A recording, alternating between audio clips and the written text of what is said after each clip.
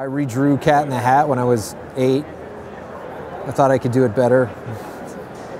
I don't know what I was thinking.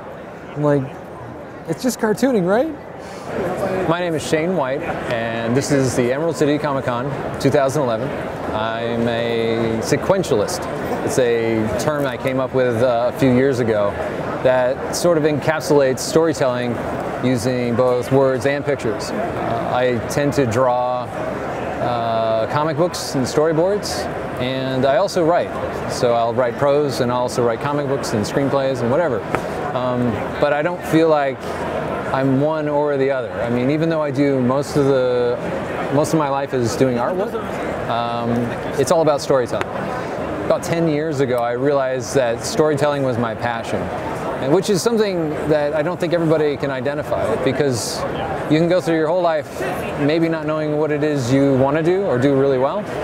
And then that one moment, you know, when you can encapsulate the very seed of your existence and say, hey, this is it. No matter what I do, whether it's film, comic books, children's books, chalk drawings, whatever, illustration, it's going to be about storytelling.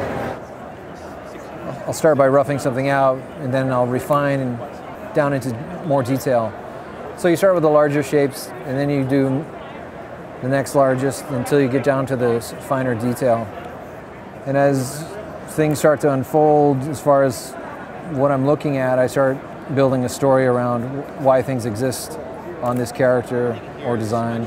The more you think about it, the more story starts to unfold, and the richer the illustration becomes. When I'm working in ink, I'm always trying to balance the blacks and the thicks and thins of lines against each other. Much like when you're drawing the overall shape and getting the bigger shapes down to the medium and smaller shapes, it's kind of the same thing with the brush strokes and the detail. You know, you look at big areas of black and then smaller details. I think one of the hardest parts of doing this type of work is when you're not in your studio, you don't have that level of comfort. Usually I only spend about 20 minutes on a sketch for somebody at a comic convention.